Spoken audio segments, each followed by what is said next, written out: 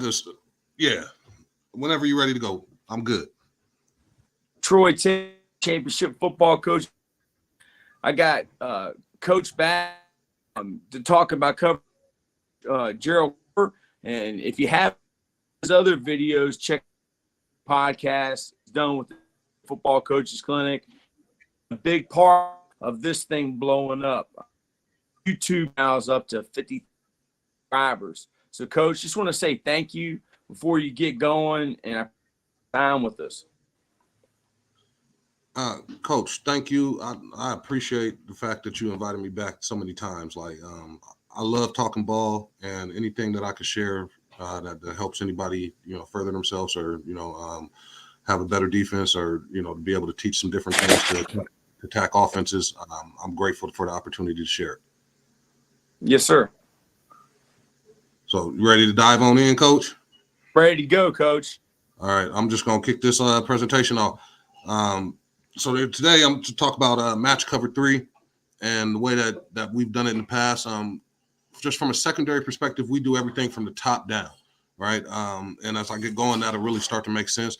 But, so when we talk about our typical curl flat player, we don't cover flat to curl or, we don't start off at 5 yards and go curl to flat and pass through the window. We come down from the seam and we cover the seam to the curl to the flat, right? We want to anchor the flat. So that's any second man through running a wheel or any of those type of things. We want to anchor that, right? We want to balance all vertical threats so that we're not stretched horizontally. And then we want to carry through the seam and hold in the curl, hang in the curl and rally to the flat, and our primary objective at the bottom is, that's get off the field, right? Like that's what we specialize in defensively. We want to get off the field. We live for the get off the field moments. So this one right here, this is, what our defensive goals were. And I apologize for it being a little fuzzy. I think I stretched it a little bit as I was trying to create the presentation.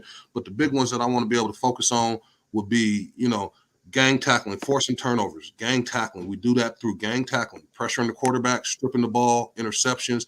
And we have to carry that attitude to force turnovers. Our goal for defensively was +3. Our goal for a secondary, we were +4. And those were 4 organic turnovers from the secondary. That's interceptions, forced fumbles, and recoveries by DBs, right? So like if the D-line recovered a fumble that somebody in the secondary forced, that doesn't count for us in the secondary. It counts for the overall defense, but we wanted to have an extreme attitude with turnovers in our secondary. Then we also are big believers in create your own yardage, your own offensive yardage, right? So tackles for loss, sacks, fumbles, interception returns. We wanted to be +75 per game in total offense that we had on defense. And then eliminating big plays, that's gang tackling, proper pursuit, proper alignment, well-conditioned. And I'm a big believer in if you start to make mistakes when you're not conditioned, when you're starting to think because you're tired, you're going to make mistakes. So well-conditioned, you'll see that pop up on this defensive goals a couple times, right? And then being football smart, having a high IQ. So we want it to be 70% conversion or better defensively on 3rd or 4th down. So that means the offense is 30 or under. And then we wanted 6 plays or less of 15+ yards. That was what we considered to be a big play, was 15+. So those were our goals. And then eliminate missed tackles. Again, gang tackling, running through the ball. And then we did, the old breakdown philosophy. We talked and taught through a near foot shimmy. So the closest foot to the ball, that foot is up, and we're near foot shimmying to the ball. And when we get into proximity, when we get into when the space is cut down, that way we're not getting our ankles broke or getting juked in space and are losing balance in space. So we wanted to come to balance, near foot shimmy to the ball in the open field, and then pursuit with communication. And that's huge. I think for defensively, if you want to be a great defense, you have to be able to pursue with communication. And that's nonverbals, right? So you never want to have 2 guys in proximity pursuing where you can see your other defender's back. If there's already one guy on that angle, you adjust and you take the next angle. You never just run behind your guy. That's not proper pursuit, right? You're never going to be able to close a gate, shut an offensive ball carrier down, take care of cutbacks if you're tracking each other and just running straight behind each other in pursuit. And then eliminate mental penalties, right? We want to be well-conditioned, right? We want to know the situation. We want to have a high football IQ. We wanted a goal of 0. right? And then missed tackles, we wanted 10% or less. So if we had 60 plays, we wanted 6 or less missed tackles out of our defense for that game. This is big for us here. This is as we start to get into this understanding. And I don't want to spend a lot of time on this. I think everybody should be pretty familiar with, the different zones on the field for defense as we get to talking. So how we have it drawn up here, the hole would be, 6 to 8 yards either side of this dotted line right down the middle of the field. And then the seams would be, 6 to 8 yards inside, 2 to 3 yards outside of this dotted line, drawn about 4 yards outside the hash, right? So that's where when I talk about seams, they carry further than the curl. They start out just on the edge of the flats, and they're just on the edge of the hook. So those are the seams, and they run vertically all the way through your deep pass. And then we have this no cover zone, right? We don't cover 4 to 5 yards from the line of scrimmage, right? So as we get to talking, I just want to make sure that everybody can reflect on this one. And again, we do not spot drop. We cover routes and receivers in a zone, right? And then have your eyes in the right spot and cover a man, not space. And we'll get back into those things here as we get going a little further. I truly am a fan of match cover 3. It's one of those situations where it gives us an opportunity to have an 8-man box, also gives us an opportunity to box a formation in with our alignment, which means that we can spill things, right? We can force things to go lateral, go east and west. And then, I've been in some debates with other coaches, around the country with this, defensive-minded guys. For us, cover 3 does not mean that we are necessitated to being in a middle closed alignment, right? We can be in a middle open alignment and still be in cover 3 because we're matching our vertical threats. And then we have a balanced box, and then we want to be gapped out. Those are great things for stopping the run. And so just to go real quick, I'm going to show just a couple clips of stopping the run out of this stuff, and then we'll dive into the coverage piece of it. But I just want to make sure that everybody understands that you can stop the run, whether you're in cloud, whether you're in sky, cloud weak, cloud strong, you can still stop the run. So I think this is going to start with some cloud coverages versus the run. And for us, our cloud coverages, Dallas was weak, Houston was strong. And so here, this would be a Dallas situation. We're in our 3-3 stack type of formation, our joker personnel, which was our 3-down nickel personnel. And we're really solid against the run, even though we're in a too high look, right? And if you really look at this, we're not in a middle close type of deal, even though this is cover 3, right? We're not really in a middle closed. And I'll talk about, our balance and who we're balancing and how we are able to still play cover 3 without, covering green grass, right? I've never seen green grass score a touchdown, guys. I've seen guys with the ball score a touchdown. I've seen guys catch the ball with a lot of green grass around them score touchdowns, but I have never seen a blade of green grass hop up and go score a touchdown. You won't get beat by green grass. You'll get beat by guys in space on green grass, right? But here goes another one where, we're in weak cloud. Our safety here is doing some of the things that we do disguise-wise. What we knew about this team was that they were going to, when we showed, 6 in the line of scrimmage or any of our bear type of looks, they were going to check to speed option. So we wanted to keep that low blocker on the backside. So he came up like he was, adding into the box. So they left their low guy to the backside and ran speed to our front side. And we're in great shape because we're in cover 3, right? This is a tackle for a loss out of a too high look. So, I just want to kind of speed through this. I'll talk about some of it as we get back into the pass coverage of how we are able to trigger and play these things and how we take on blocks. But it's just to show that, guys, don't be afraid of cover 3 or cloud, right? Or don't be worried about cloud, right? As a run-stopping defense, you can still have 8 men in the box. You can still trigger your safeties. You can still trigger your corners into this thing and make tackles for losses or tackles near the line of scrimmage. And again, we have a balanced box here, right? We've got 6. And we're still gapped out. DN does a great job not getting reached there and allows linebackers to run. This one, they'll be attacking our front side. They go formation into the boundary. So, we've got our nickel to the field, and we're still in, cloud, right? Our cloud is down here to the field. So our cloud side is down here to the field. So when you call your cloud strong or weak, is it based on the formation or is it based on the field? It's a little bit of both. More often than not, it's based on the formation. When we start getting into these formation into the boundary, right? What we did not want to do was leave, go formation and leave this gap between a B gap defender in here and our cloud corner where they can try to throw slants or anything in there like that with this huge gap. So, like I said, when I get into the pass part of it, but so for us, what we did was we put our nickel to the field and we still just ran cloud.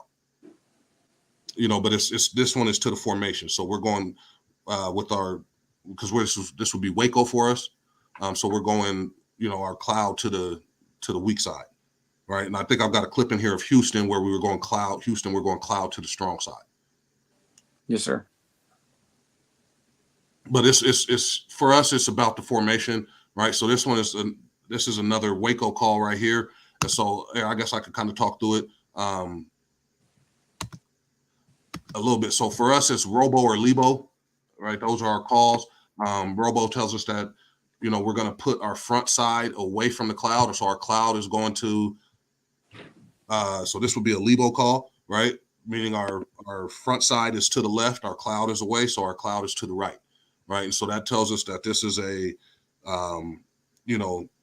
curl flat defender here to the left, right? Tells our nickel what he's doing, right? So if we go back to this previous one, right? So here we would have had our nickel, right? And he'd be inverted on this because we're going Waco, but we're going Lebo again, right? So now that's telling our nickel, even though he's lined up to the right because of the field spacing, right, that he is not a curl flat defender because it's Lebo.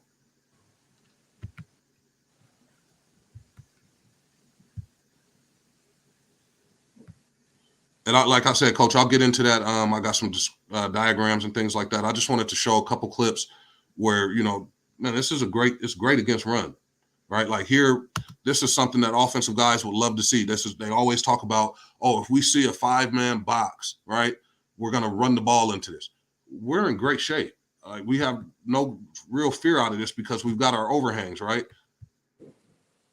Overhang to the field. He's going to figure back into the box. Let me get my rewind better. Right, and then we've got our overhang to the boundary. He's going to figure back into the box as well. So we really have a 7-man box. And then because of the way that we read with our safeties are able to trigger back into this thing. They're going to get there a little late because they're pass first. But, so we've got I would consider this to be an 8-man box, right? And, we do a great job with our D-line up front.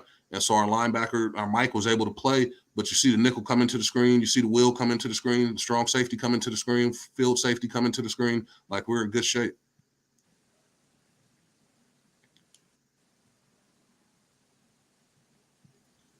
Again, the DN does a great job here not getting reached, and that allows the linebackers to go play. And, on our crack replace rules, right, receiver goes in for the linebacker, kind of whiffs at it, but safety determines that is a crack, and here he comes, right? Even though he's, right, a deep third player, that triggers him, and now we've got a safety in on this play as well. So if the linebacker doesn't make the tackle, we've still got bodies coming, corners doing a halfway decent job of getting off that block. There'll be some better examples in there as we've seen and as we will see further with getting off the block destruction. But, when we're running to the ball like this, you can still play cloud and stop the run. So here goes one where we're let me make sure this is it. No, this would be a Waco again, away from the 3-by-1. But again, where we see here, when number 3 goes in, number 2 begins to block, we get our field safety downhill towards the ball. If the linebacker doesn't make the play, this is one of our freshmen. This was late in the game. We had freshmen on the field, had a freshman corner, sophomore safety, freshman safety, sophomore corner to the boundary, freshman corner to the field. And, we're still able to get in here and stop the run. The nickel, if it rolls to the nickel, the corner, if the cloud corner, he's going to have the flat. And then the nickel, is he going to have seam to curl? Yeah, I was gonna get into that. Yeah, man. So like I really like this stuff a lot, man. I mean, yeah, like so if we're in a 3x1 versus a 2x2 out of Waco, coach, that's gonna change who's the seam curl flat defender, right? Okay, yeah, because it'll be the guy on the number 3 receiver. He'll end up being he's got to prevent the seam from number 3 runs vertical. So here in this look right here, our seam curl flat defender would be our nickel. Okay. Right, because what we're trying to do when I talk about balancing, and the reason why I started with cloud as versus sky, when I started with Waco, is because it shows to balance the best that I think that I can ever show it out of the way that we do things. Right, so our field corner is balancing 1 and 2. He's inside leverage alignment on number 1. He's balancing 1 and 2. Field safety is balancing 2 and 3. Right, boundary safety is balancing 3. In the backside 1. Right. So which way is it rolling right now? Is it rolling? So it's rolling into the boundary. So he's up.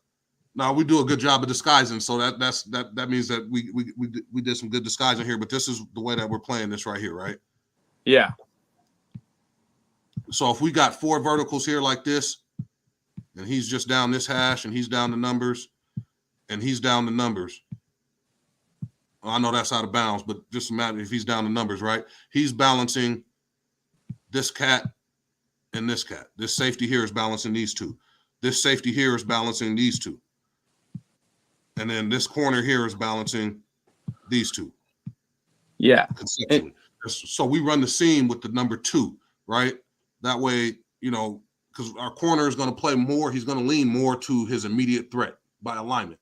Mm-hmm. Safety is going to lean more to his immediate threat, right, by alignment. So he's on the hash. He's going to lean more towards 2, but he's got to help to 3.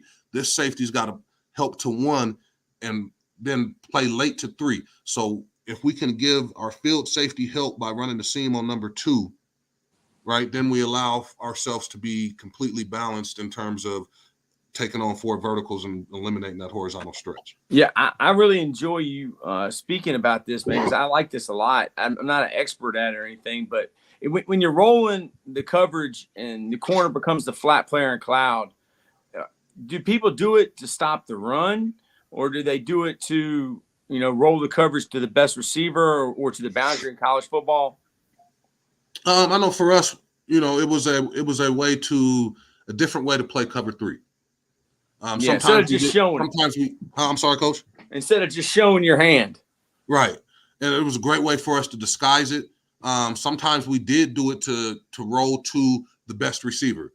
But then what we found is people start moving their receiver around, right? So in this game, this was one of those games where we wanted to roll to their best receiver.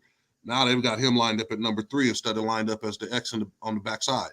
Because we have been doing this to him all game. So now they put their number 3. Actually, I'm sorry, number 3.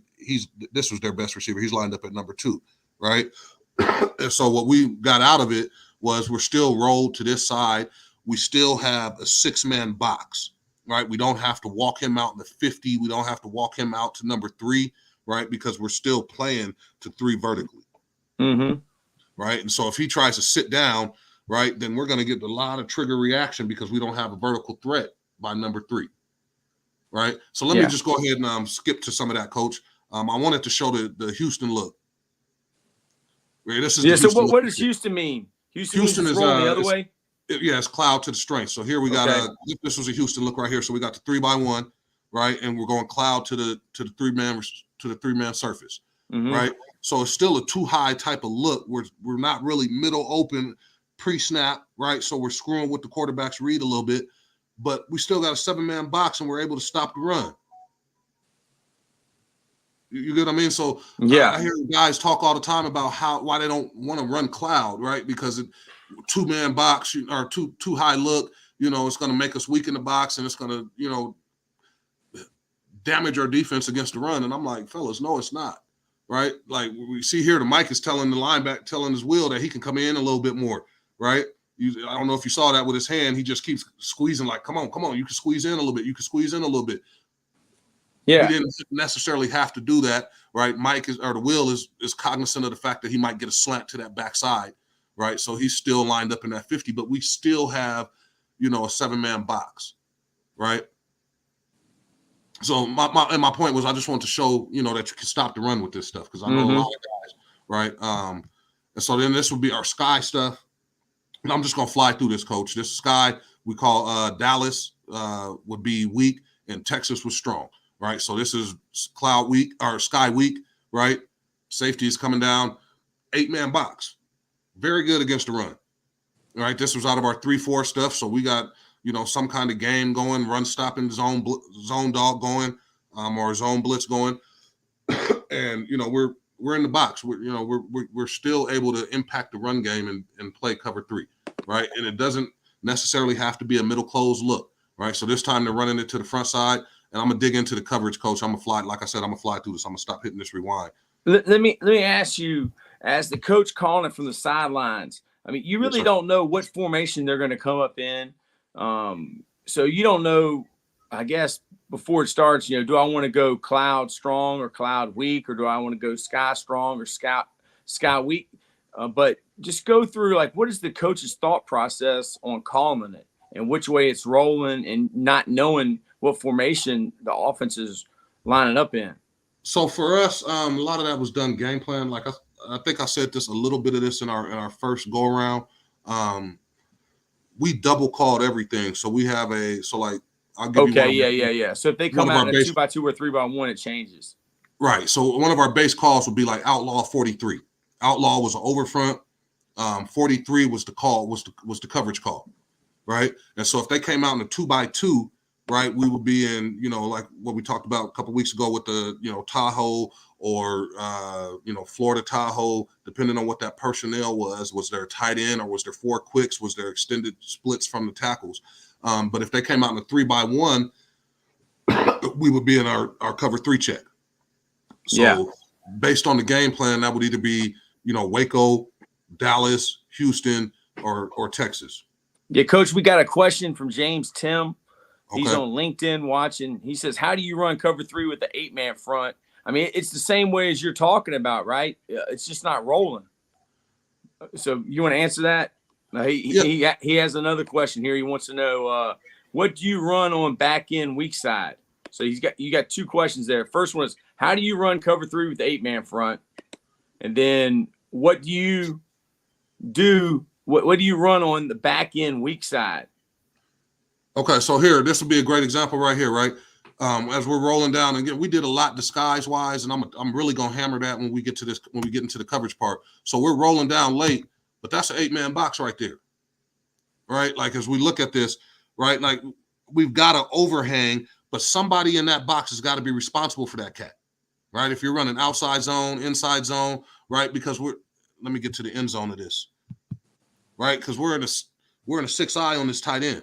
Right. So this guy that's out here in this overhang, he's in the box, right? Like I know people like to say the box would only be, from here to here, right? But we're balanced in this thing. We're boxing the formation in, right? So when I say boxing the formation in, that means we can spill against pullers, right? Like if we're getting power, right? We can wrong arm these things, right? We can spill everything because we've got these overhang defenders that we're counting as box defenders. Right, these guys are D gap defenders, right? That means they're in the box, right? Because we've got the A gap here, B gap here, C gap here, D gap here. So, as we get to this and we look back at this, so on the back end of this, to answer James's second question, right? He's our curl flat defender. Our boundary safety coming down, right? Our weak safety, he's coming down into the boundary. He's our, D gap seam defender. Curl flat, right? Yes, he's still in that curl flat. When you say seam curl flat, does that mean he's running with the seam or that he's just rerouting the seam? He'd be running with the seam, but he doesn't have a threat here. Okay, there's no vertical threat for number 2 because there's no vertical threat there's no vertical threat. Yeah, he doesn't have to worry about a seam. Right. Because this is a pro formation. Tight end is over here to the nickel side, right? So we don't really have a concern for seam curl flat here, right? So here we get to really play this thing a little harder and more downhill, take away the run and react to pass. Where you see here, the nickel would be the one that would have the seam curl flat threat, right? But, this is a run play, so he didn't really have to deal with it. So, like I said, Coach, I'm just going to try to fly through this a little bit. Yeah, keep going. I appreciate your question, James. So here, this will be one, whereas our safety's coming down, he's got to play it a little tighter to the box, right? Because there's a double tight right there in this ace formation. So he's the seam curl flat defender here off this number 2. But number 2 engages, right? So now all of a sudden he becomes a D-gap defender primarily, right? And so he's able to come up, help set the edge, force that cutback, and then we're just flowing in an eight-man box, gapped out. If it's balanced like that, would that be strong or weak right there? This would be weak for us. We called that to the field. Okay. So, again, this was one of those things where they were to the field, so you can see we kind of went to our under. So this was you got an extra guy right there. Yeah, so we're in our under, so we're rolling away from the under. It's rolling away from where the backers walked up. Right. So this would be a weak rotation here. And I got a couple more of these weak side stuff. I'm gonna take a drink real quick. Yes, sir. Yes, you go ahead. James said thank you. Appreciate you, James, for checking in. Go make sure you watch Coach's other talks on match quarters. And what was the other one you did, Coach? It was mix and match. It was just a formation adjustments. Okay, yeah. So he went over cover 4, and then he went over mix and match, the different adjustments on formations. So this would be another weak rotation here. We call the strength to the boundary. So, like I said, we were personnel wise in this grouping right here. 4 was our strong safety. 5 was our weak safety. And sometimes our weak safety would go to the field. Sometimes our weak safety would go to the boundary. But personnel wise, 4 was our strong safety. 5 was our weak safety.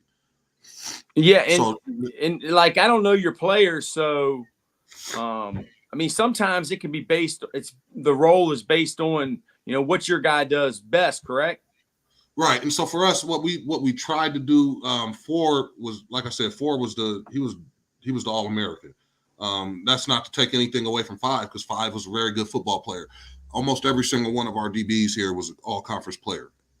Right. So you're talking all-conference player versus All-American, all-region versus All-American type of deal. Yeah.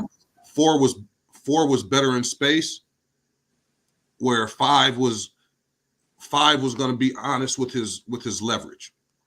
So when what we tried to do, 4 was a little faster.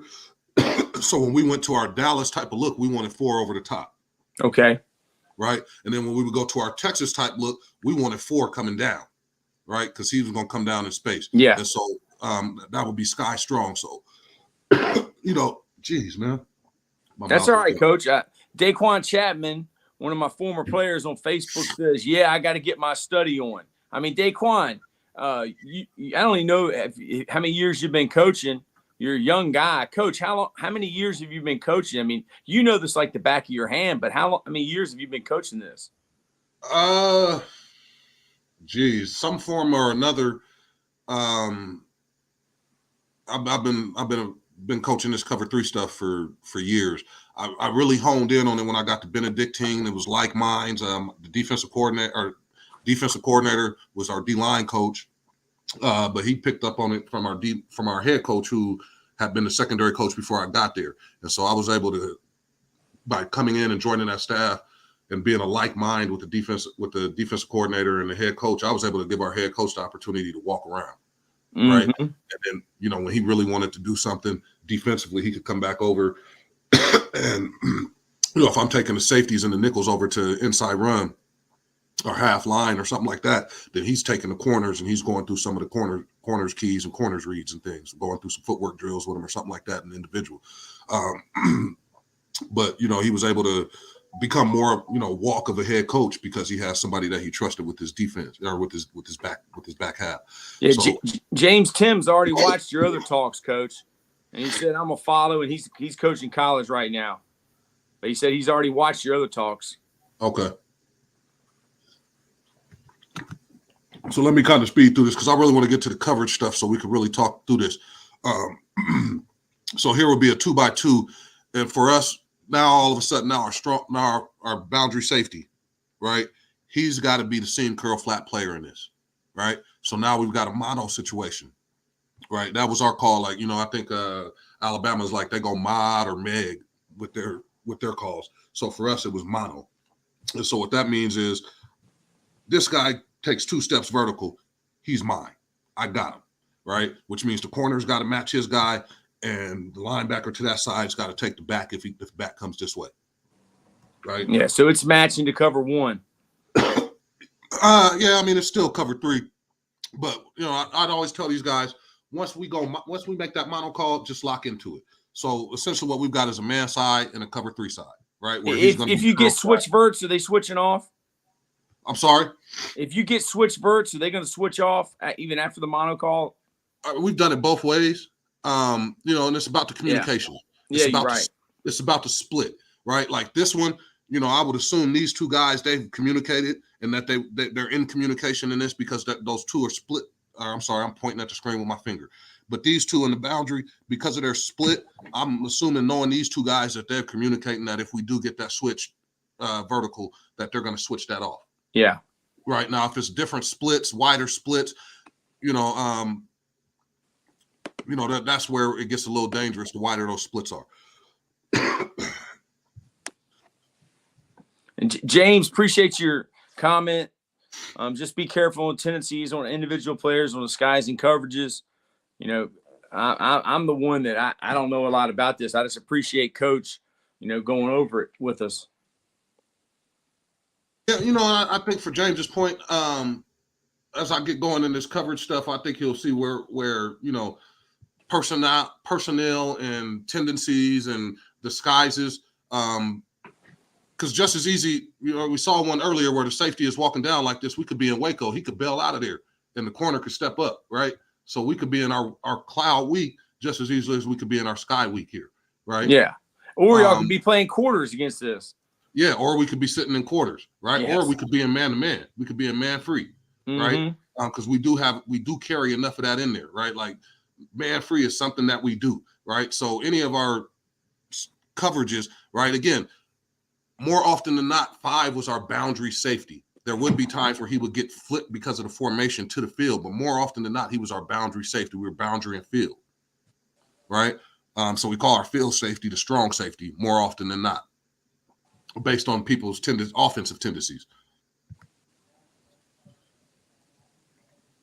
So here goes one, right?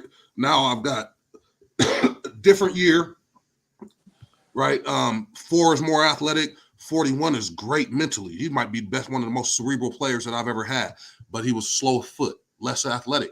So now I wouldn't want to put 41, who is our typically boundary safety. I wouldn't want to put him in a situation where he would ever be in mono, right? Where he would ever be matched vertically with somebody. So we flip that and put the field safety into the boundary, right? And they just know, like, off this call, if we've got a Dallas call on this 43 check, or 23 if we're going from 2 to 3, right? If we got a Dallas opportunity, if that's our game plan for this play call, 4 is going into the boundary, 41 is going to the field, because we don't want 41 ended up in a mono situation.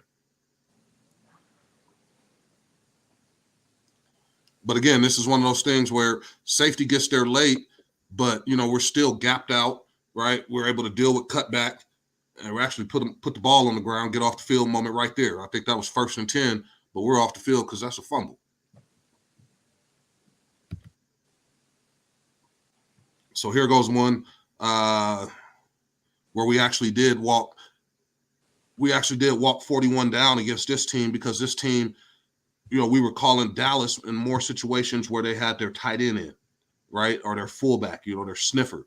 And we're not really worried about the sniffer vertically as a seam curl flat threat, right? So now we can play 4 to the field because this team had more speed at the slot, right? So we were able to manage our personnel based off of their personnel. We could walk 41 down and he could squeeze the box all day long. He can be a fold player, he could be a force player, but we don't have him in a dangerous situation for his skill set, because they're not really threatening us with seam curl or a seam threat by their fullback, right?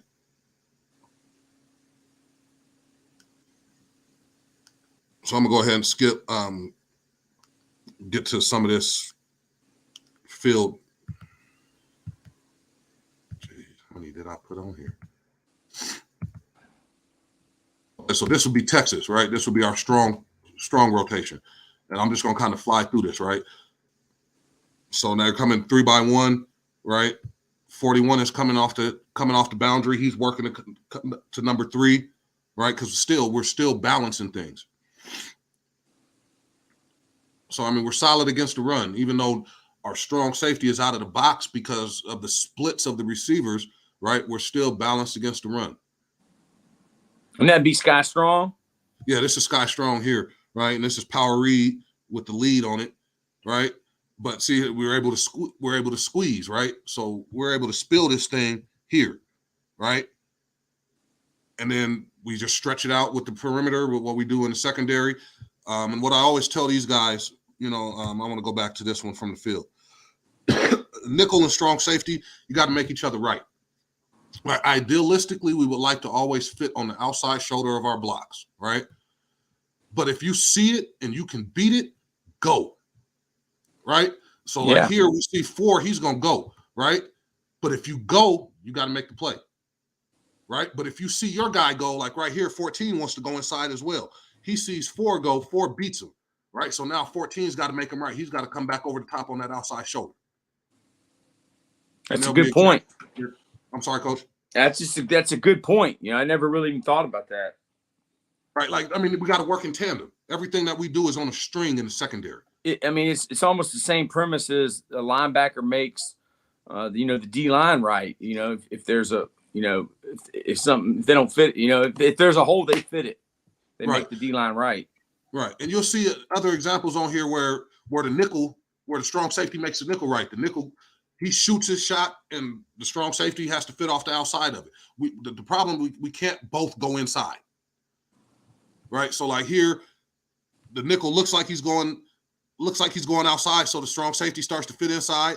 Right, we made each other right. We both get to the ball, but we both can't go the same way. Right, like one of us has to be a D gap defender, and then the next one has to fit off of that. Right, because the C gap defender is coming from the box. But I can't have 2 guys in the D and not somebody out there in between the D and the corner. Let me ask you about that right there. Was that like an automatic rotation based on the motion? Yeah, so for us, that was one of our things right there. The checks are so easy, right? So like here, we are initially in Dallas, right? But they go to a 3-by-1, Texas. Liz. And we're just rotating that thing to a front side, strong side rotation.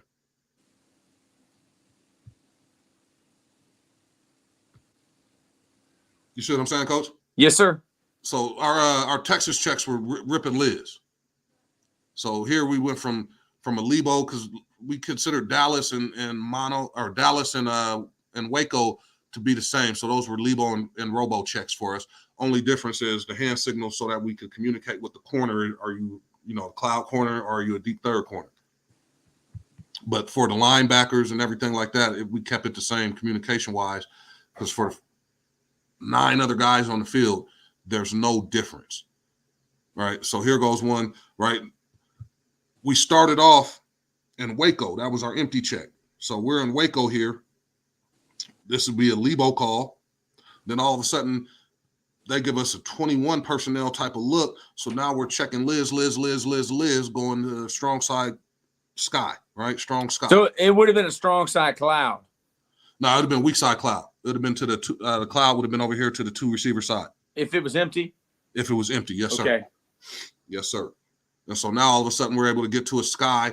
Nickel doesn't have a true responsibility. He can go. He gets there, sets the edge. This was an inverted power read, a 1-yard gain.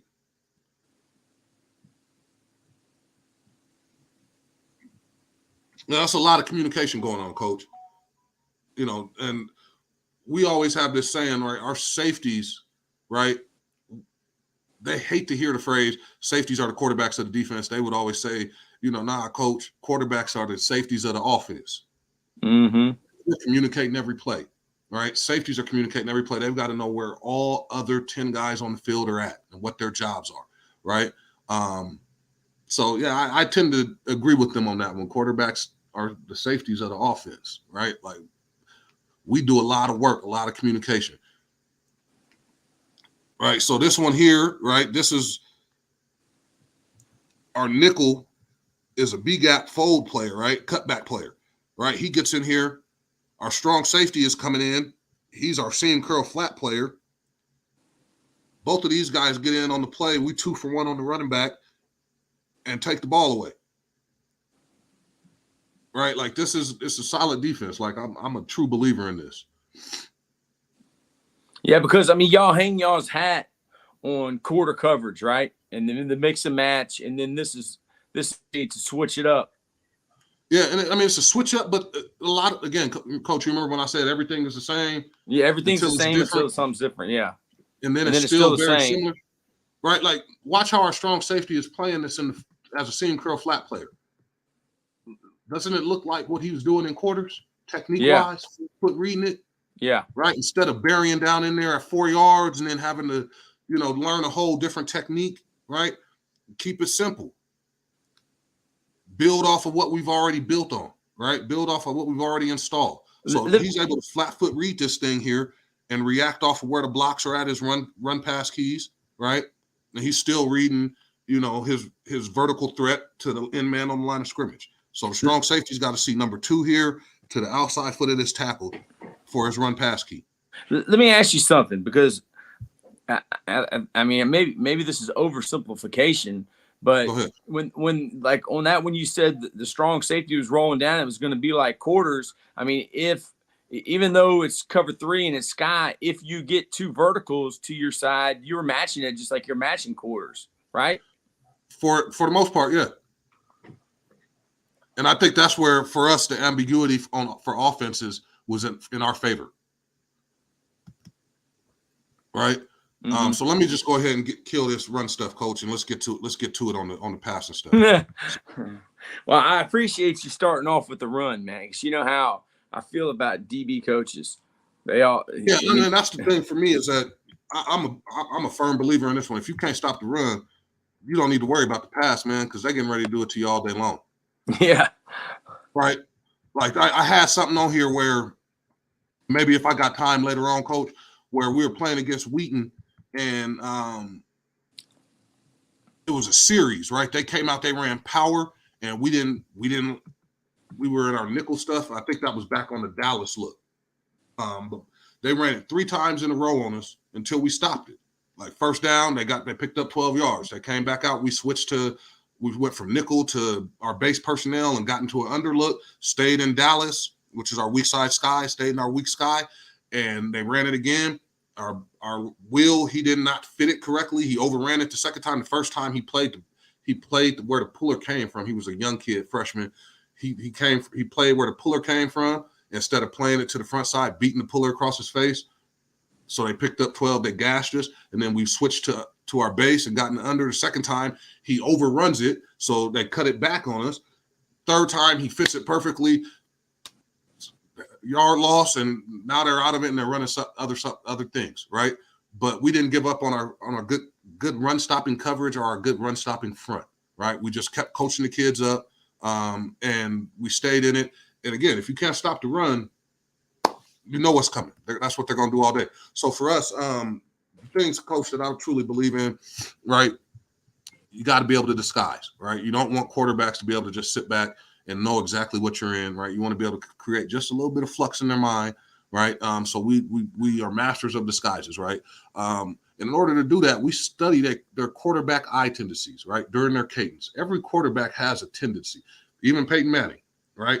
These guys, they come up to the line of scrimmage, blue 15, set, hut, or they come up, they go right, left, right, set, hut, or they go right, left, right? We want to move when their eyes aren't on us, right? And then for us, some of our disguise packages, milk, sugar, cookies. Milk is a linebacker call. That means linebackers are showing something, right? Like they could show blitz or they could show off coverage or a coverage that we're not in. Sugar is a secondary thing. Cookies is a combination of linebackers and safeties. It's the entire back half.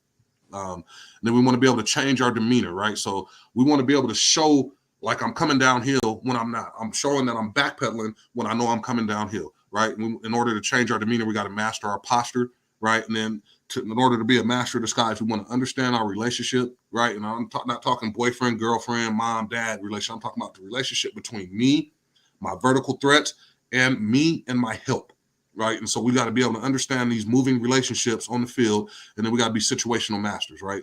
We'll show different disguises in different situations, right? Like we don't want to show a cover 0 disguise on, 3rd and 25, right? Where that may be a beneficial disguise for us on 2nd and 7.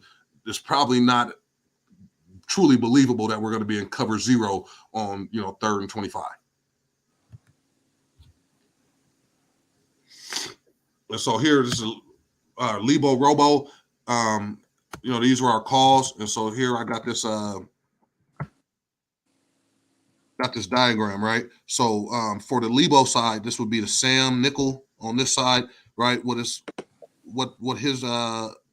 right? He's 5 to 6 yards off. Nickel is going to be 8 yards off, and we're talking about off the receiver, not off the ball. We're off the receiver. In man on the line of scrimmage is their key to quarterback, right? So their run pass key is in man on the line of scrimmage to the quarterback, right? And then their pass responsibility, right? You see here it says Dallas technique and responsibilities, right? Dallas and Waco are the same thing for the front side.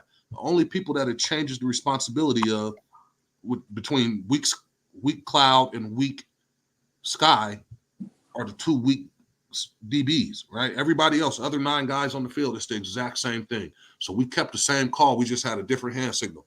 Cloud was like this, like we're squeezing clouds, right? Dallas was like this, like we're shooting pistols, right? And the safety looks and communicates with the corner. Corner makes eye contact and gives it back to him. Bang, we're in Dallas, right? Versus if the safety looks and goes like this to the corner and the corner does this back to him, bang, we're in Waco.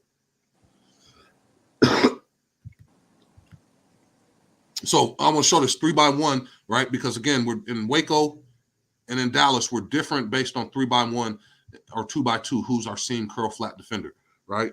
So, Waco's weak roll on the action, like on the snap, we're going to roll in cover 3. The quarterback corner is the force. Weak safety is responsible for the deep third. Strong safety has the middle third. Strong cornerback has the strong third. Sam nickel is the hook to flat defender, which means here he's got to be seam curl flat, right, off of number 2, right, because we're balancing. Weak safety is balancing 3 and 1. Strong safety is balancing 2 and 3. Field corner is balancing 1 and 2.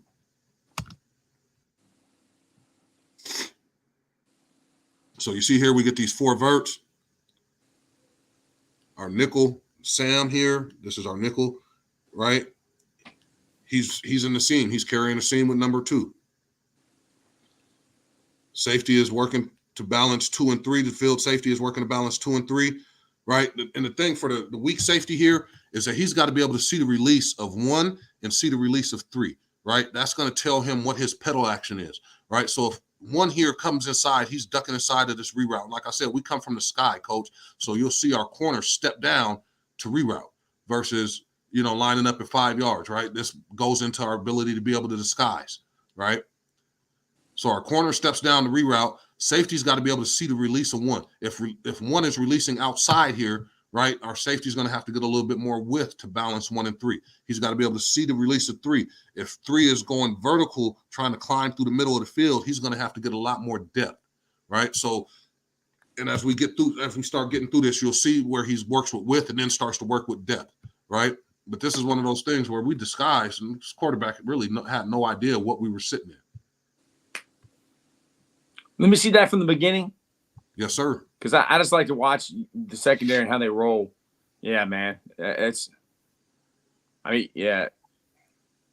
So our safety here, he's playing our field safety is playing to the bubble, right? Making sure that there's no just green grass throw, right? Because he's balancing 2 and 3. He knows he has help on the seam of 2, right? So he can play the 3 on the first 2 steps, and then he's got to work his depth so that he's in between 2 and 3. He's balancing back to 2 and 3, right? So you'll see it here right now. He works his depth, and, we're still in good shape here. Let me ask you this. This might be just an elementary question, but like that weak road, that's weak cloud right there, right? Yes, sir. You're rolling. What's the difference between weak cloud and, if you're playing cloud over there, is it similar to playing cover 2? And is the backside similar to playing quarters? Like, is it that much difference between quarter, half, and weak cloud? Not as much. I mean, the difference would be you're not balancing as much in the quarter, half, right? You're matching more vertical threats, right? So quarter, half versus a 3x1, he's matched with 2 and he's matched with 3, or we're inverting it. Safety's matched with 3 and nickel's matched with 3, safety's matched with 2, right? Like we're treating that like almost like a 4-2-5 type of deal. Where here in the cloud stuff, we're able to balance it more. But we teach our cloud, right? Our cloud side is based off of our cover 2 rules, right? So that puts him as a hook defender, right? So we've actually, by the time we've gotten to Waco, we've installed Reno, which is our base cover 2.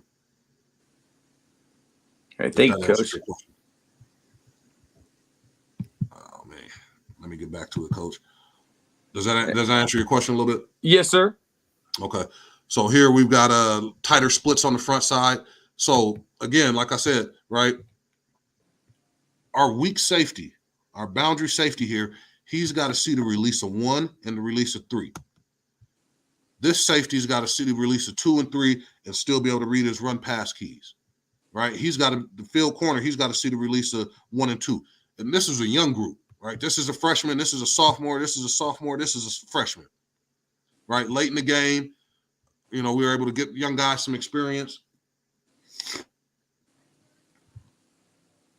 And so we see here the nickel is ready to run the seam with 2.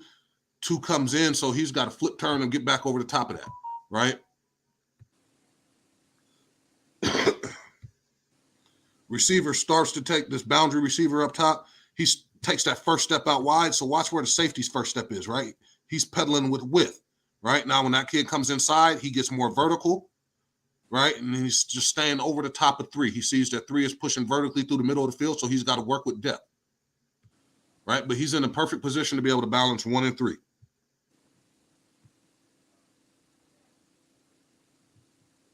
And then we're able to react to things off of it.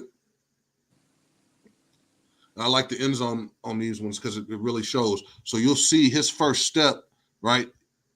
He's going to work with width on that right step, right? He's doing what we call our kick pedal, right? Like he's kicking with width on that first step, staying square in his pedal. Now he's just got to get vertical and be able to be over the top of 3.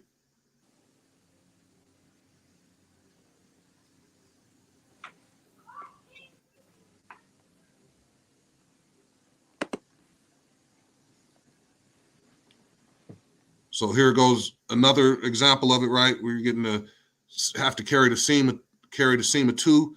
Right now we're doing this from a back pedal position, which, I'm more than fine with. I believe truly the longer you can stay in the pedal as a DB, the better off you're going to be, right? So he's coming from 8 off the receiver. He stays in the pedal and he sits down. So he's really sitting in the seam, coming back into the hook, right? We lost our mic. Our mic drifts a little bit, but our nickel is able to drive on it. And then the mic gets there late, right? But I mean, we're still in good situation. So if you see here how we're balancing that, this is middle. Like, what would you tell your quarterback, Coach? Would you tell your quarterback this is middle field close or middle field open? I mean, it starts off as middle field open. And then, I mean, it's hard to tell because, I mean, the way I kind of look at it is I look at like it ends up being 3 deep at the end of the play. But, dude, it's a lot of information happening, like as the play. I've never played quarterback. I'm just looking at it as a coach from being up top during the game. So, yeah, by the end of the play, I know that there was 3 guys deep. So, but then sometimes I struggle with, was it quarter, half, or was it weak, a weak rotation of the corner, cloud coverage.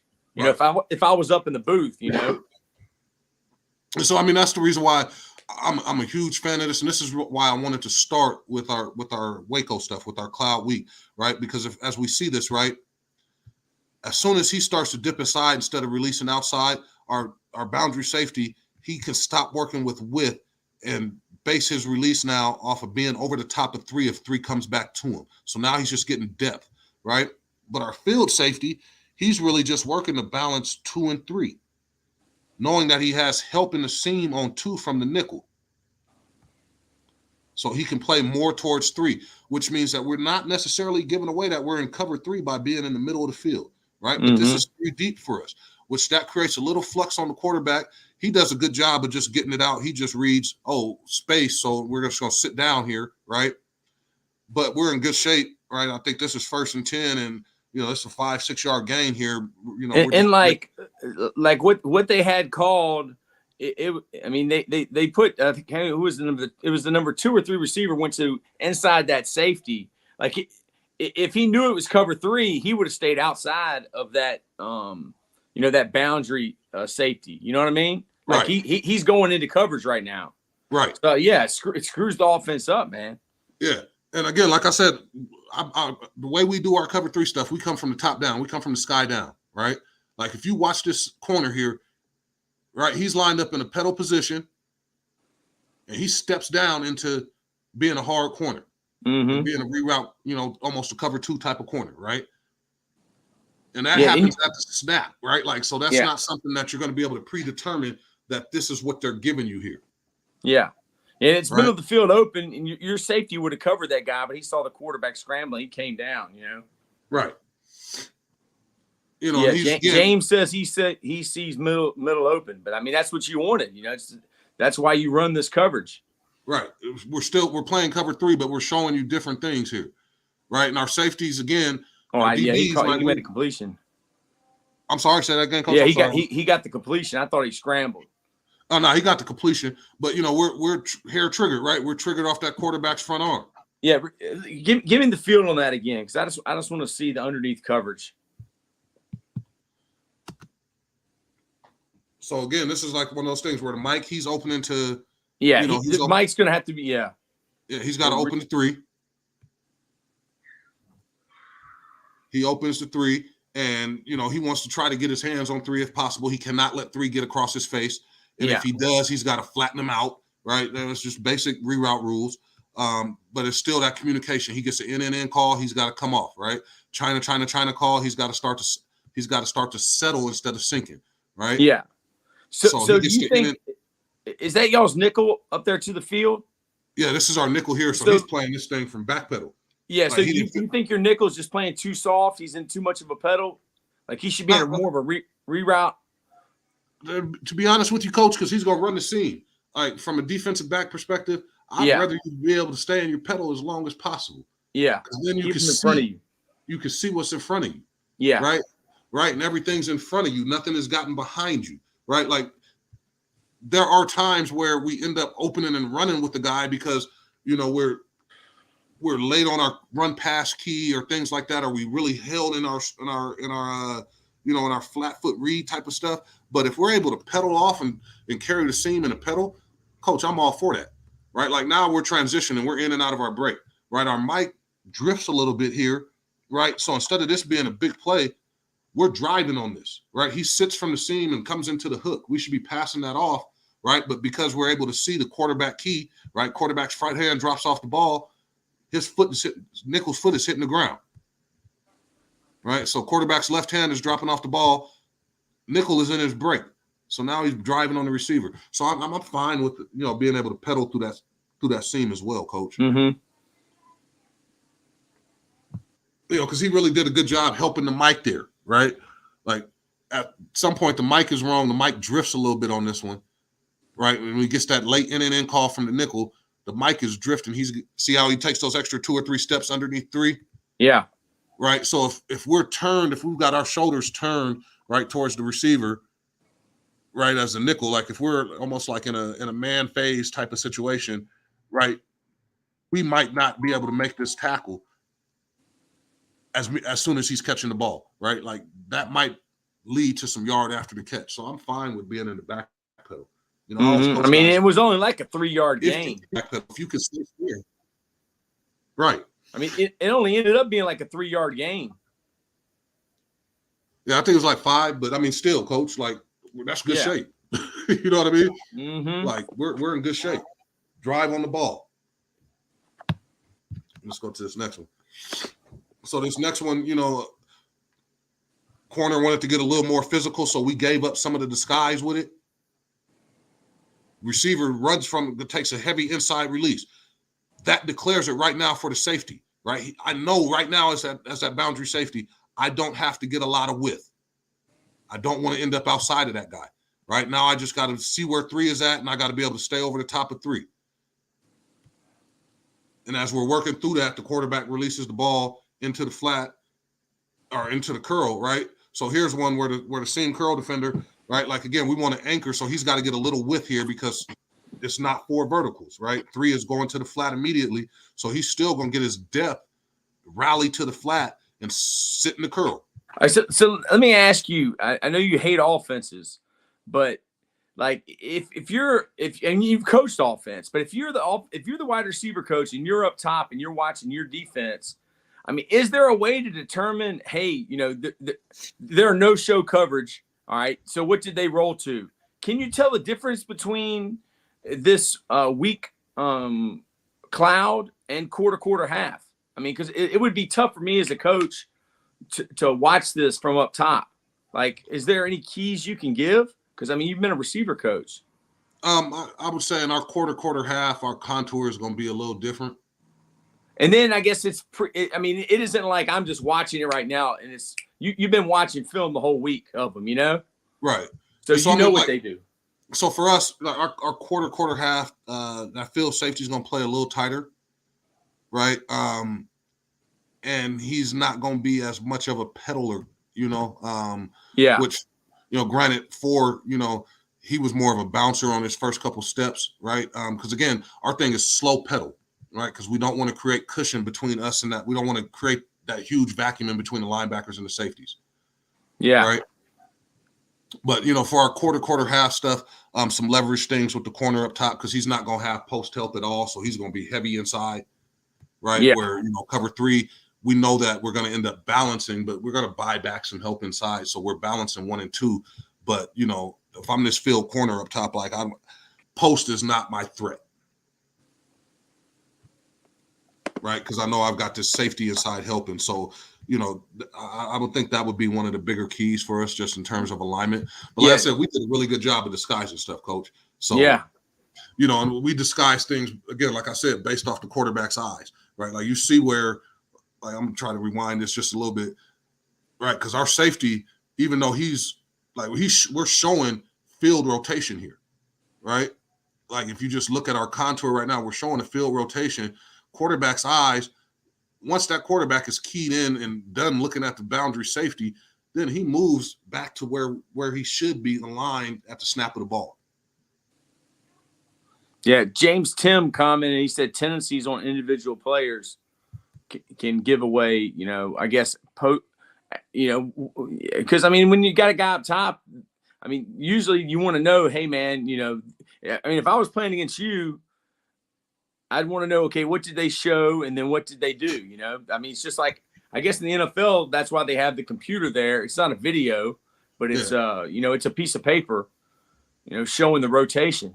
And I would say another thing in our quarter half, like if we were in line like this and we were matching 3, right, with his eyes, that other safety's eyes would be on number 3, wouldn't it? Yeah, but he would be more inside of 3. Okay. Right, like he'd be lined up a little tighter to 3 and inside of 3. Where here he's trying to balance 2 and 3.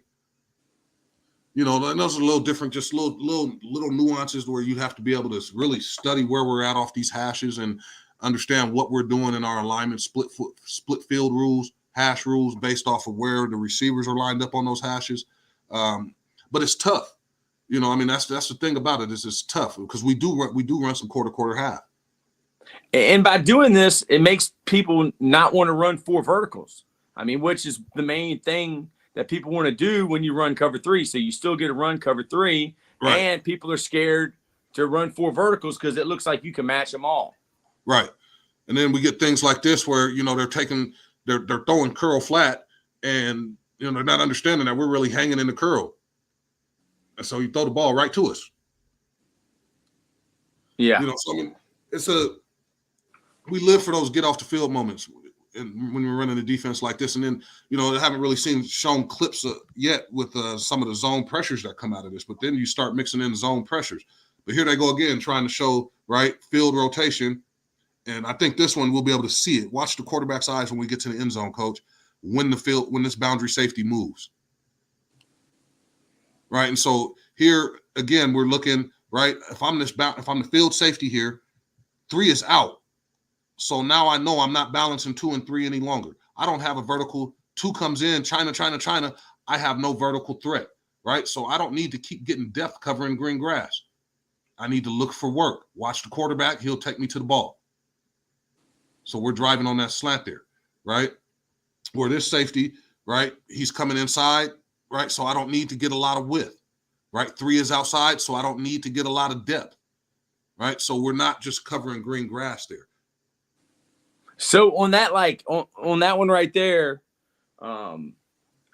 should your nickel have gotten more depth? And since number 3 went flat, should he have rerouted 1? I mean, Nichols, he's good with the depth, because he's got to anchor the flat, so we don't want to get out leverage, right? So he's got to get a little depth, a little width, right? Because 3 is out, so he doesn't have to carry through the seam, right? I would say that he's a little impatient here in the curl, sitting in the curl, right? Like where his feet start right there, where he takes those 2 steps forward. He could have hung there just for those 2 steps. Just hang, let the quarterback take you off. All right, because we're going to rally to the flat, right? We don't want to react to the flat, and that's what he did. He took those 2 steps and let that ball come in underneath him or behind him, right? Yeah. Right, so he could be more patient hanging in the curl, right? Because that's what we want to do, right? He didn't have a seam threat, so now we're just hanging out in the curl, right? We don't want to react to the flat as hard as he did. But he can't get out leverage, so he's got to work with a little bit of width. Right. And I think sometimes when you get guys, you got to be able to understand working with width versus coming forward, coming downhill, where he came downhill on that one.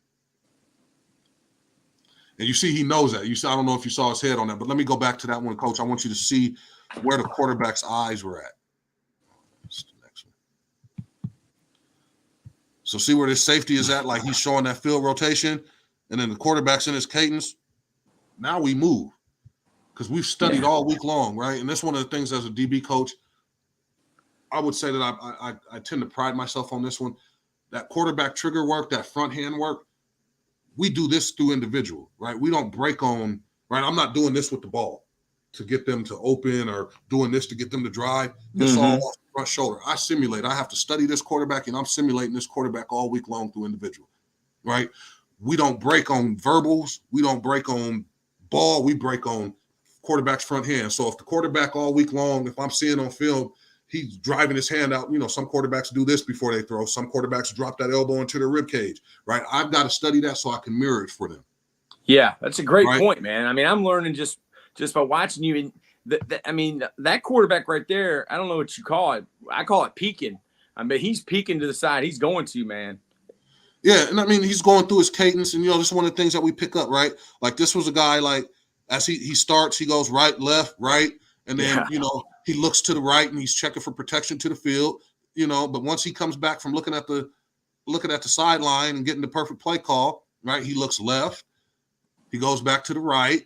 Now he's in his cadence, right, and he's not coming back to the left. He's not coming back to the middle of the field. He's in his cadence. He's watching the mic, and so that's when we move.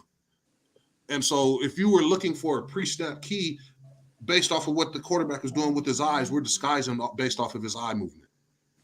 And that's one of those things that, again, we study. And, I have to simulate that through the week as we're working in our group stuff and we're working on being in a chain in our disguises. Coach has to be the quarterback. Coach has to simulate that. So all week long, we're getting good at understanding who this quarterback is so that we can master our disguises.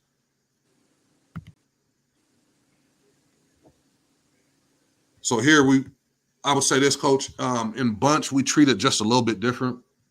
And so our 1 will now be the guy that's on the ball, just in terms of reading 1, 2, and 3. Mm-hmm. Right? Because the guy that's on the ball, if we can get our hands on him and press, right, just to try to keep it consistent with, all of our other coverages. So like if we're in man-to-man in the corner, supposed to take number 1, right? corner takes the guy that's on the ball. He can come up and press. We can screw your bunch up if we get a great press on that, or if we slow down his release. So to keep it consistent with everything else, right? Like we look at that as and treat that as our being our one, right? So here, right, we've got 1 and 2 vertical, 3 is still out. So we don't need to carry the seam, right? Need to get Yes, with. go back on that because I was watching the safeties. I haven't watched the offense. Go ahead. Oh yeah, they held that disguise to the last minute. Mm-hmm. Corner helps out because he's coming downhill, right? But he doesn't have to chase on the reroute. Right now, he can start to look for things coming back. So our rules, once we are in that actual curl flat defender, whether it's the nickel or anybody else, or the corner or anybody else, is if I don't have a threat, I get my eyes to the inside and I get depth because something's going to come back.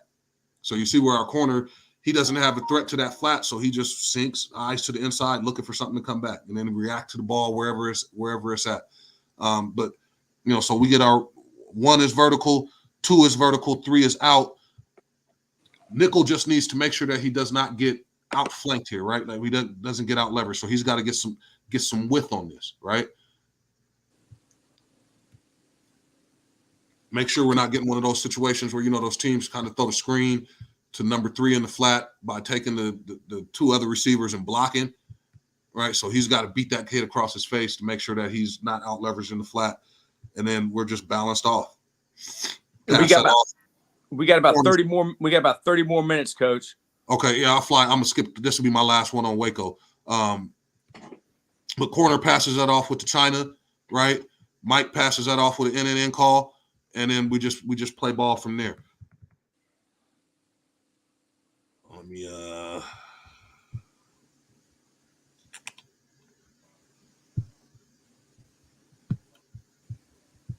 Yeah, I really appreciate Coach, y'all.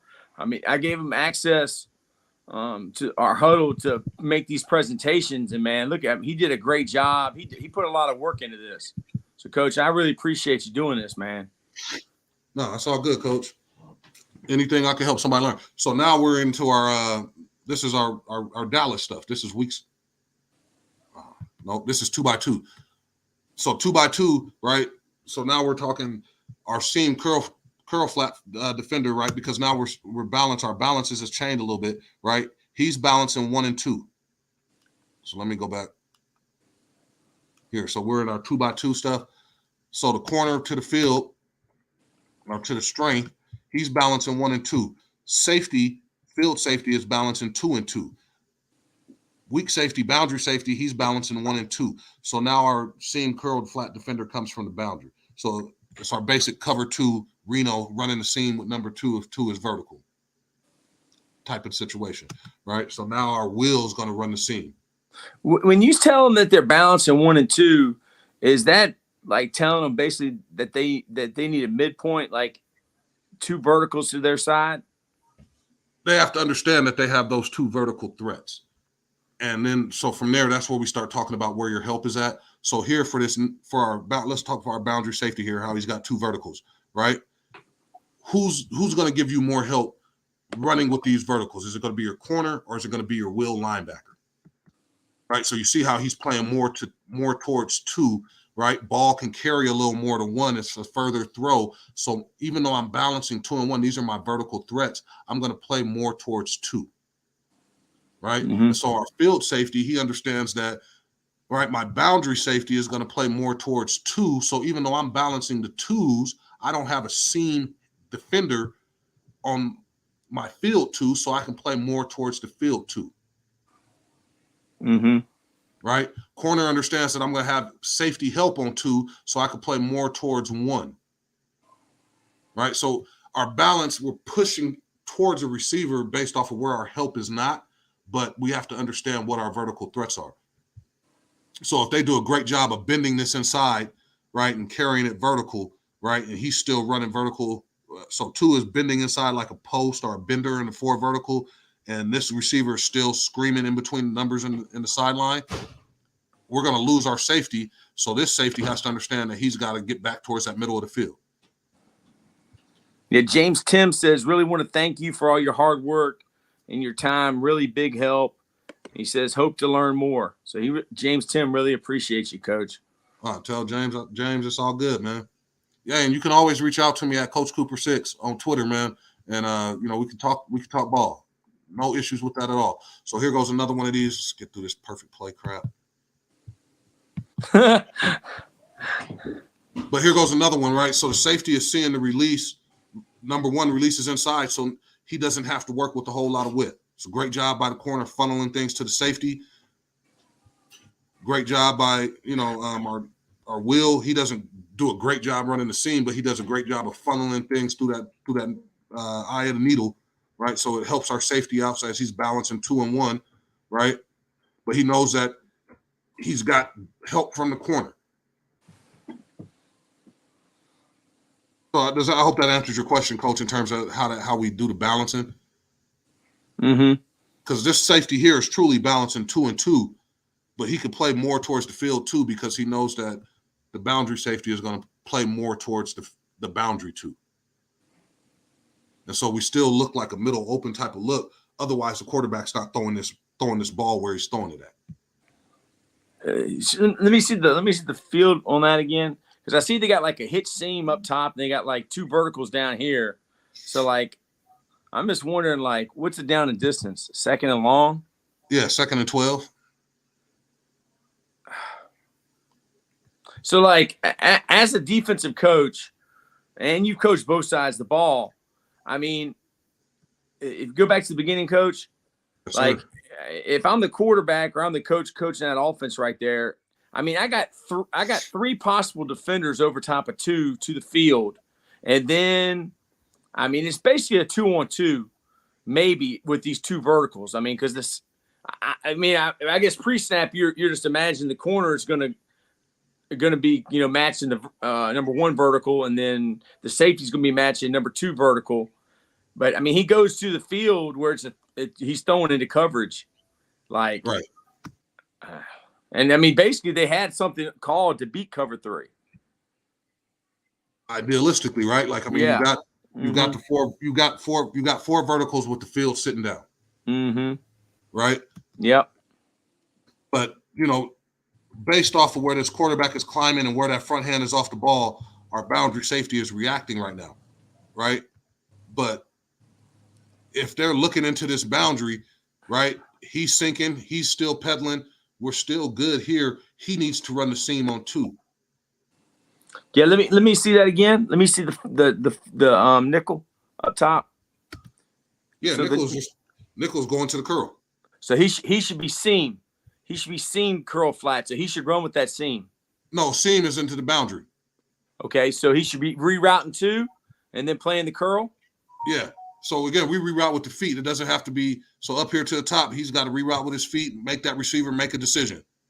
Yeah. Make him stutter up, make him do something. Yeah, he needs to come off. Down here to the boundary, our will is wrong. He does not run with the seam. Yeah. Because right. So he didn't do his safety. He did a good job forcing it through the needle, through the eye of the needle, but he's got to turn his hips and run with the seam. Sink underneath. Okay, I think I don't understand it totally, but I get a little bit more that this Will Backer, he's got to run with the seam because basically you only got 1 corner. The safety, I mean, maybe I'm oversimplifying it, but the safety is the corner to me in cover 3. So you know what I'm saying? So this one would be a better look, Coach, where this Will, he does a great job running with the seam. Like, I mean, he turns his back, gets twisted up, but it's a linebacker, right? Well, yeah, he's going to pick that jump off, man.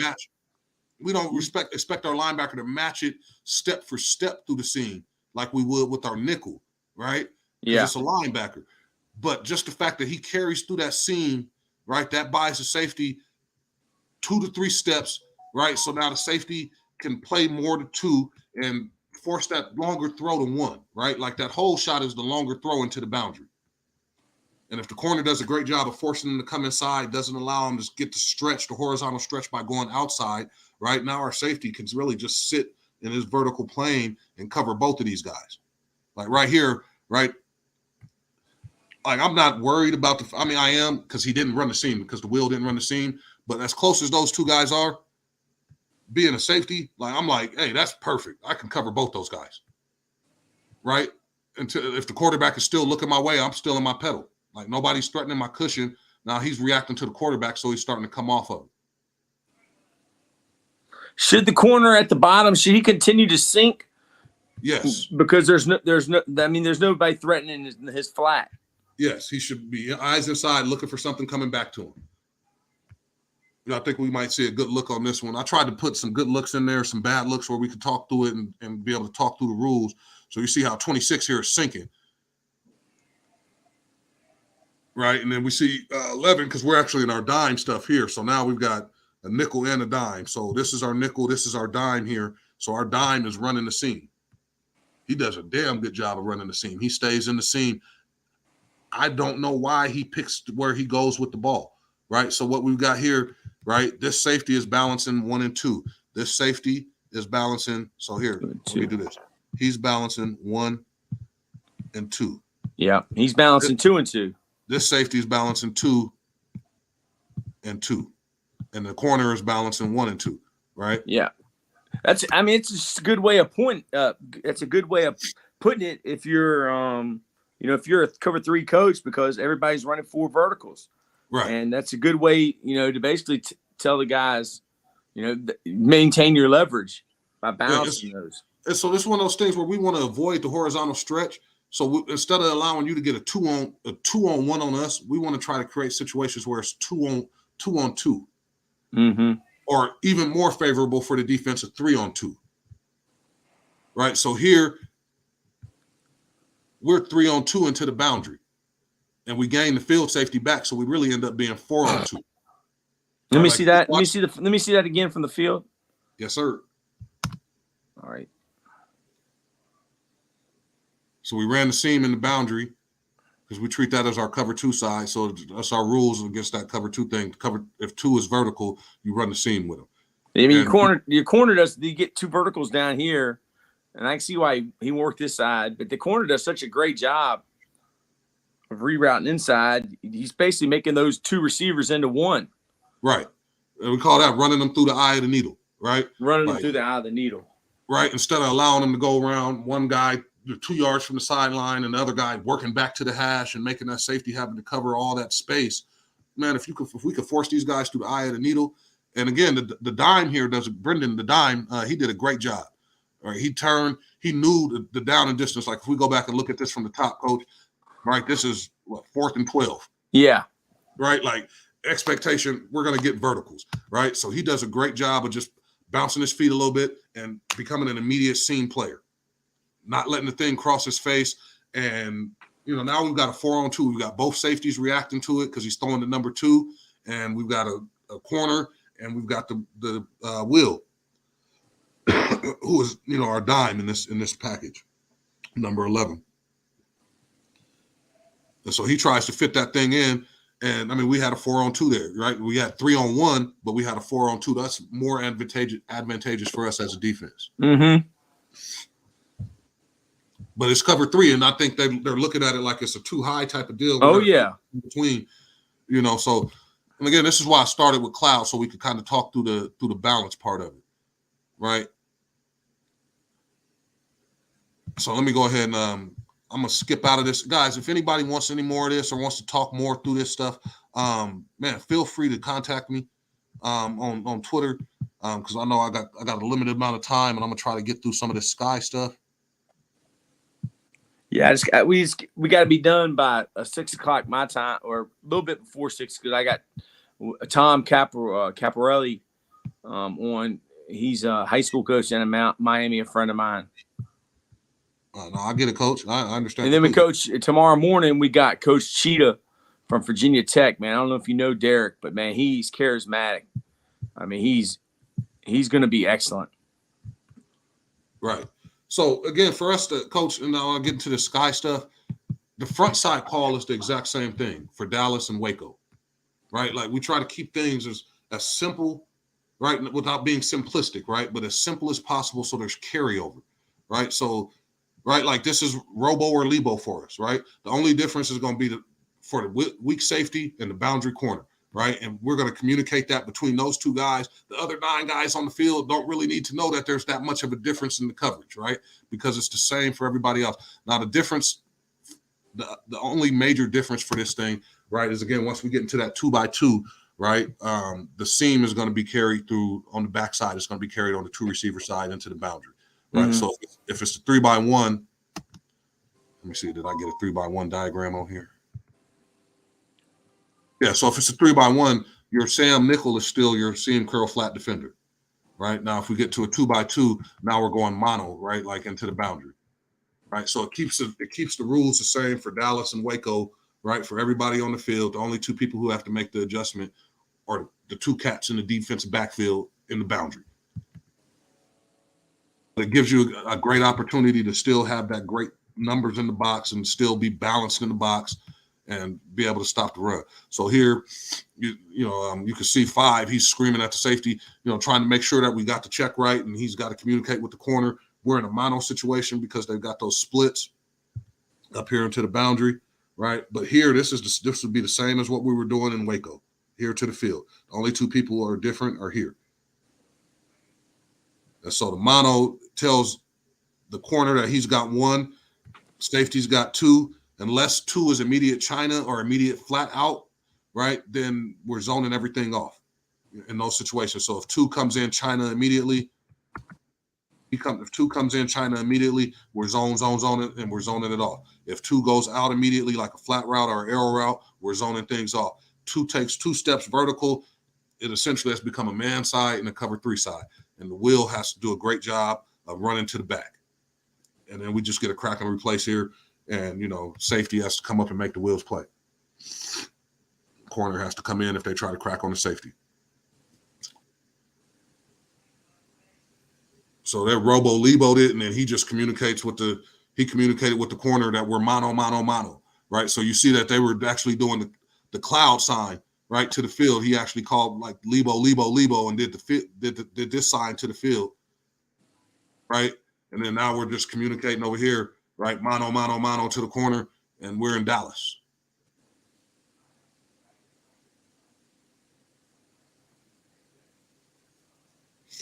And the wheels got to have a great understanding of what that means as that back releases. And then it's crack and replace and just get to the ball. Just keep tracking to the ball. Here goes one where we did not have the mono. We've got almost like what we would call a Queens formation, where we've got 2 backs in the backfield and 3 quicks. But so, now we're playing less of a seam threat into the boundary. And, we're still doing the same things that we were doing in Waco. So here, right, you'll see our nickel starts to get width, right, because he sees this as being a 2 receiver threat, right? So he doesn't necessarily need to be in the seam because there's no real seam threat for this safety here. But as soon as that number 2 the back comes out and becomes our new number 2, watch how that nickel reacts to him and is ready to carry him, right? Like that's his job. He's got to be able to see that, right? So right here, that's our 1, that's our 2, but he's becoming the new 3. This becomes a new 2. That nickel has to get his eyes back, and he's got to be able to run the seam on that 3x1 with the number 2. And then here you can see where our safety or where our boundary corner, where he's doing a great job. Now he's the balancer, right? He's balancing 1 and 3. So you see how far inside leverage he is on this corner or on this receiver here, right? So if this guy runs a hitch or a slant or an in or anything like that, that's not his job. His job is to be the balance, the vertical between 3 and 1. Only way he reacts to a hitch is if he sees that he has no threat for, there's 3 coming back over the top, right? We don't want to drive on a hitch and let 3 beat us over the top behind us into that vacated area. Let me ask you something about the corner. If he's playing that far inside leverage and there's a vert thrown on the sideline to number 1, I mean, when that ball is thrown, is he almost like, I mean, basically it's like, man, he's just got to run. He's just got to work back. He's got to work back to his phase. Okay. He's got his eyes. He's got his once that ball is in the air, he's got to get his eyes back on that receiver. Yes, sir. He's got to get to phase. He's got to run. He's got to get to phase. But I want you to, I don't know if you saw that. I'm trying to take it right back to that spot. as he's opening and turning, right? He's feeling to look and lean him, right?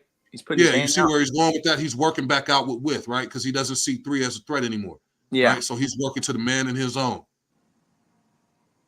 Right. So he's working back to the man that's in his zone. Right. So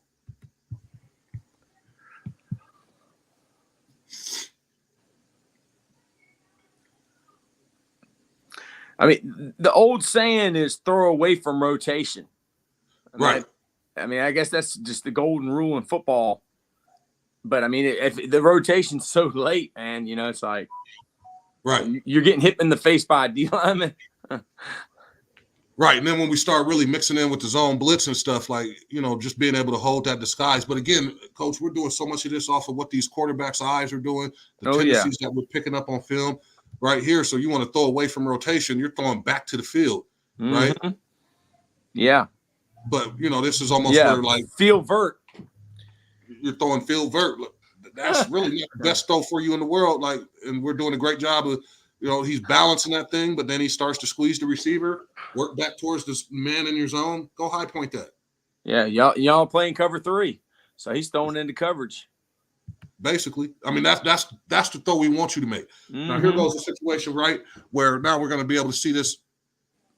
This was not 41. This was 14. This was our nickel. He was also a safety, right? But if we wanted to get a little more athletic, we put him on the field at safety. So he's our boundary safety here, right? He doesn't have a flat threat. Watch how he reacts, looks back inside and looks for work. He's able to run up underneath the post, right? But then because I mean, they were going fast there because the chains weren't even set. Right. And did y'all roll that to their best receiver? Nah, we were in this because of the run stuff. They were doing a lot of, you know, power read, outside zone off these motions and stuff, these flat motions. So when they got in this 2-back stuff, that was our formational check for this 2-back stuff that they were doing. We call this Queens, right? So Queens personnel and Queens formation in our defensive language. So if they were in Queens in this game, we wanted to be in Dallas. Okay. That way we could have the formation boxed in, right? Because they could do it either direction. They could run power read, strong, outside zone, or, you know, jet sweep, or however you want to count it with outside zone blocking. They could run it strong or weak. So we wanted to box that formation in, you know, keep the 2 backers in the box and, you know, still be able to spill things out to the safeties or to the DBs. And we got probably about 12 more minutes, Coach. Okay. So let me get to some of the strong side rotation real quick, Coach. Oh, no, it's down lower. Pause off. So our strong side rotation, again, we called that Texas. And for us, it was, you know, strong side rotation, 3 deep, you know, 4 underneath. You know, we can run, it could end up being 3 deep, 3 strong, 3 deep, 3 under with the zone blitz stuff. So here, you know, this is a rip call for us, rip. And we're going to play that from depth, right? We're going to play that from the sky down, right? But our seam curl flat defender is now the strong safety. And so our balancers, right? Corners balancing 1 and 2. Our field corners balancing 1 and 2. Safety is balancing, weak safety is balancing 2 and 3. And boundary corner is balancing 1 and 3.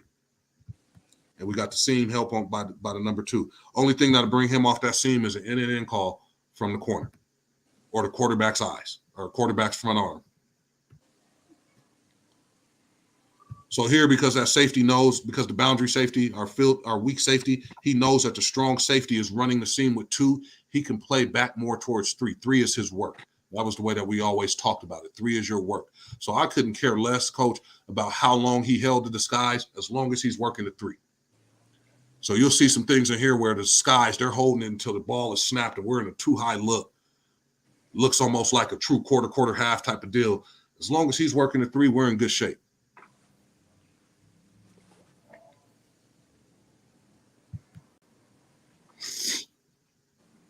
So here goes another version of it. This one is one of those things where I say these outbreaking routes, flat routes into the boundary, the corner is going to be there late because he's got to check first and make sure that we're not getting that, that over route from number 3, right? Because that really is his zone, right? Like he's still a deep third guy, right? He's balancing 1 and 3, right? Like, and so that leads to some crazy discussions, like when you got a D-line coach. Like one year we had a D-line coach who was not the D coordinator, linebacker coach was the D coordinator, but he's always, when they complete a hitch and we're in cover 3, he's like, why isn't the corner driving on it? Because when we're in man-to-man, our corners are making those plays, so he's expecting the corner to make that play in cover 3. That's not his job, coach. The last thing we want to do is break up a hitch in cover 3 and get beat with something over the top behind us. Yeah. Right? Like that defeats the purpose of it. If we really are worried about the hitch, there's some other things that we can do, right? Like we can roll the corner up, or we can, go into some man-to-man. But I'm not going to tell my corner to drive a hitch like that in cover 3 without peeking back to 3. Right? So here goes another one, just so we can talk about the rules of it, right? We were very aggressive. So you'll see here our nickel carries the seam as well. He's trying to bait it in. As you see how he opens his hips and he's looking for an in call, right? Like we got to the point, coach, we understood our rules and we were able to do some things in our movement, to try to trigger quarterbacks to put the ball where we wanted it. There's words for what we were doing defensively. We were real dickish, and I don't, want to say that, get you hurt. That's okay, coach. But I mean, we were. That's who we were. Be a prick. Some people say be a prick. Yeah, we were very prickish about how we did things defensively. Like here you see, right, like this team was less of an in. They like to come with Chinas or come with that angle route from the back. So he carries, our nickel here carries the 3 almost into the next zone, right? Knowing that he's going to come back to the backside, right? On this back. Like he's taking away the check down because we've got a great sense of what you're doing on offense, right? But really the nickel is our hook defender, right? But he's able to translate things because we've broken this thing down. We know where our threats are, right? We know where the help is, and now we're able to make big hits, big plays, right? That was it.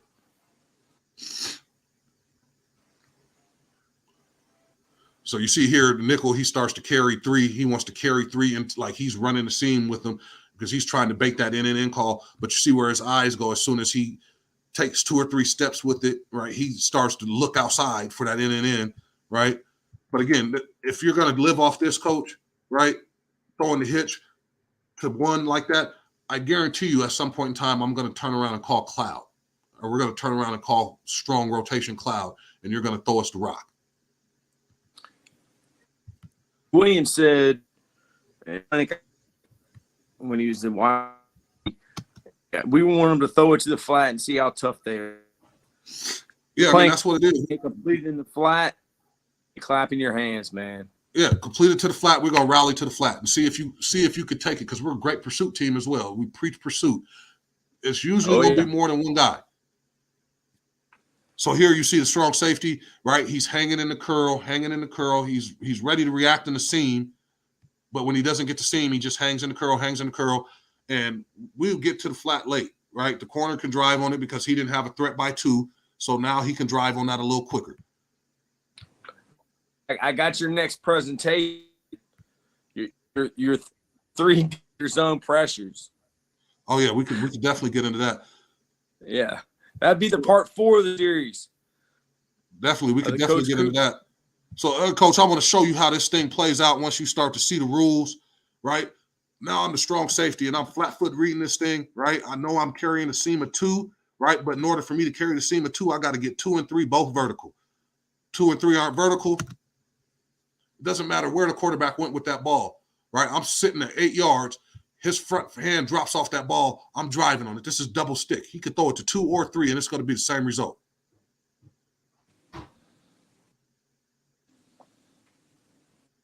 You see what I'm saying, Coach?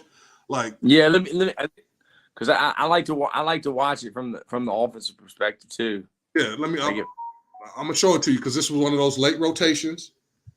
Looks like there's a vacated area in between the Sam and the corner, right? Mm-hmm.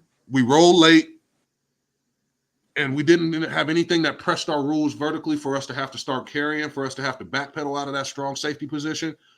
So now he's able to just drive on it. Yeah, and I mean he field flat. The guy still could have ran in front of it. Yeah, I mean, my thing is this: if he threw it to two, he was taking it. If he throws it to three, he's taking it. Yeah. Right? Like, don't matter. I mean, once the ball's in the air, that guy's gonna go get it, man. Right. And this is one of those things. Like, look how late this rotation is. And I'm good with that as long as that free safety, that weak safety, not free safety, as long as that weak safety, right? Our boundary safety, as long as he's working the three, we can rotate as late as all get out. You know, and that right there, man. I mean, that, like you said, that was stick. I mean, the quarterback didn't even take a 3-step drop. Shows you he's predetermined in who he's throwing it. Right. Pre-snap. And that's rotation comes. I mean, that quarterback better be good in going through his progression.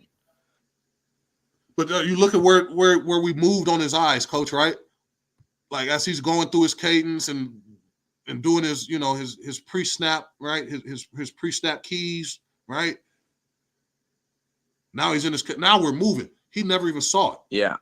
You know something, and I've never really thought about this, but I mean, people don't even throw the ball really under the center anymore.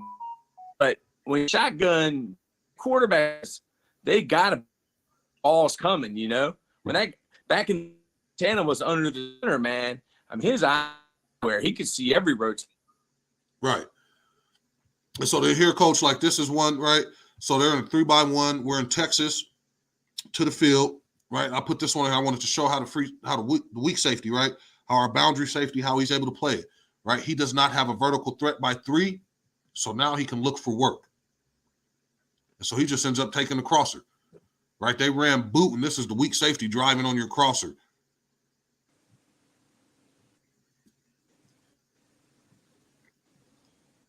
And so we're able to just match through our zones, right? Like the wheel took away the flat, and so they tried to come back to the crosser, and boundary safety is driving on that. And we're in 3, right? We got about 2 more minutes, Coach. All right. So I'll let this one play. I'm not going to do a lot of talking.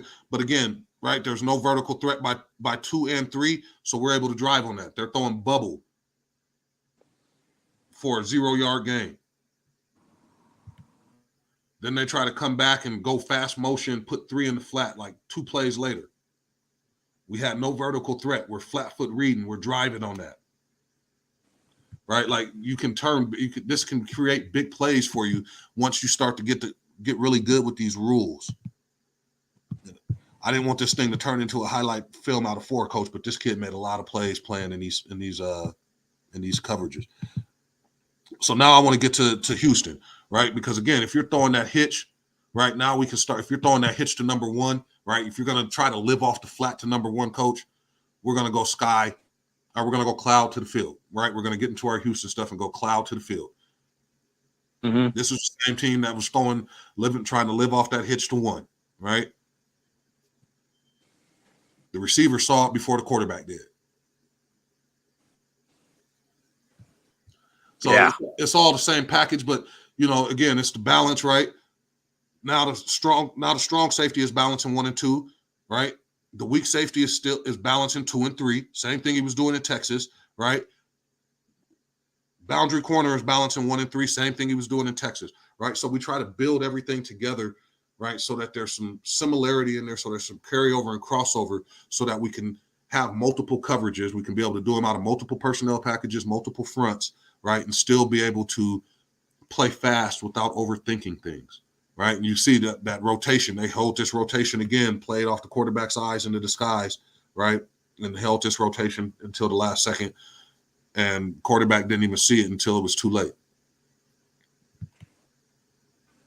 So let me get into some zone blitz stuff next time. Yeah, we'll do the pressures. But see, this is one where you can really see that balance, right? Where strong safety, field safety is balancing 1 and 2.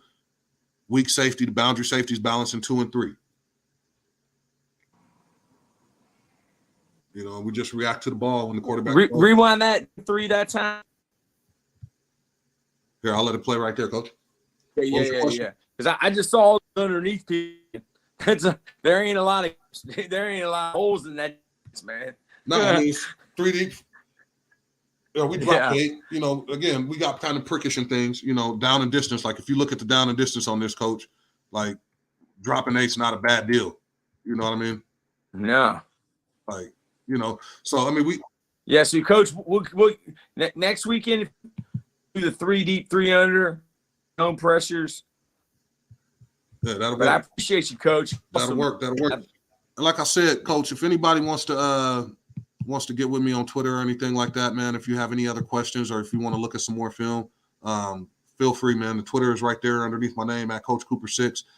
Get with me, man. We could definitely talk ball, man, and I'm more than willing to help, pass these coverages on, man, so that you could take them and use them. Yeah, thank you, coach. Yes, sir. Appreciate it.